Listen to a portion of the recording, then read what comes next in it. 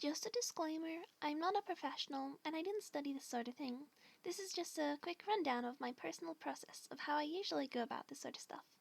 So there's bound to be better ways of going about this, but this is just my way. If you have your own way, feel free to share in the comments below, or even make your own video. It's great to learn from everyone's individual experiences and such. With that said, let me take you to the beginning. First, you need a script. It will keep you on track the entire way through. You can either choose to record your own audio, or to take a song or a clip of already made audio. If you choose to make your own audio, scripting is especially handy. In the recording process, you don't have to stick rigidly to it if you can think of better ideas. The script can even just be simple notes. I tend to write out extremely detailed scripts, since I always lose focus when I'm speaking. They might seem forced to some people, but I found, maybe because I'm a writer, I can hurl out words I really mean and believe when I'm writing, as opposed to being put on the spot. It's better to have all the audio you need to work with beforehand, but if you already have good ideas for scenes to draw, then either write descriptions or even do quick sketches of them. I'll be showing 2 different programs in this video. These 2 have worked the best for me, but there are a whole lot more if you search. Medibang is free and great for anyone just starting out. Clip Studio Paint is more professional, but you have to buy it, so if you're interested, keep an eye out for special sales. I suggest the perpetual license for Clip Studio Paint Pro.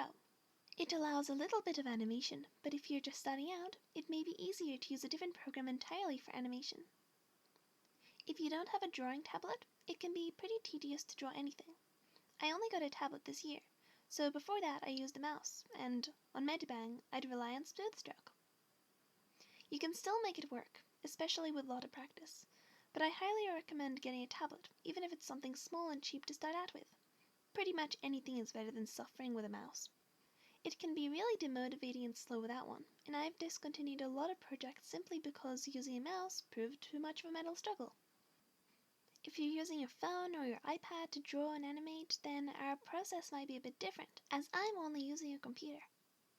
Using your phone or iPad is also an alternative if you cannot get a drawing tablet. You don't need any fancy brushes. The defaults can work pretty well. For Clip Studio Paint, I've recently come across this brush, which is smooth and really good for sketching, and I've also been using it for lining. I found it the most comfortable of all brushes I've tried so far. But don't worry too much over brushes. The most simple is best for starting out. When I'm animating parts, I'll usually figure out the static parts from the parts in motion, and separate them between 2 or 3 different layers depending on the complexity. For the parts in motion, I'll usually first figure out the main points. So for something simple, that will be the beginning and the end, point A and B. Once you have both drawn out, have both layers open, turn the opacity down for both, and find the middle point.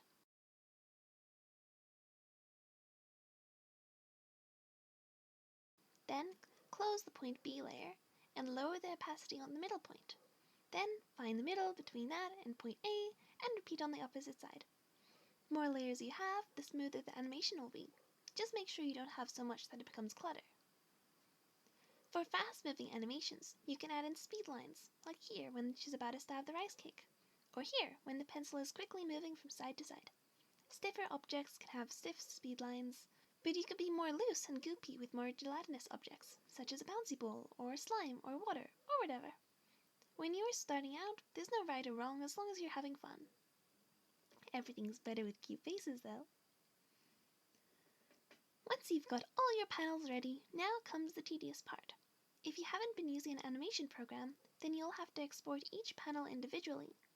You shouldn't have any program with Clip Studio Paint, but if you're using Medibang, make sure your settings in exporting are correct, or your image could be sized down and look pretty bad. I suggest numbering your panels according to the order. If you end up adding extra layers after you've already exported everything, you don't have to renumber everything. Just add point 1 to show that it comes after a certain panel. So if this happens after panel 5, this will be 5.1, etc.